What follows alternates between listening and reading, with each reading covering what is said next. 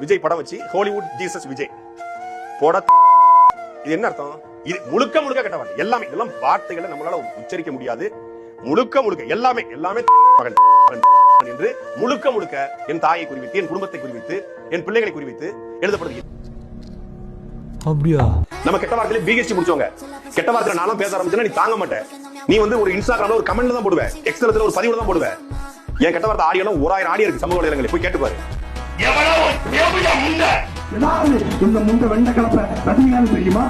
ரஜினிகாந்துக்கு கீழே ஒண்ணுமே கிடையாது. ஐ மீன் கல அரசியல்ல ஒண்ணுமே கிடையாது.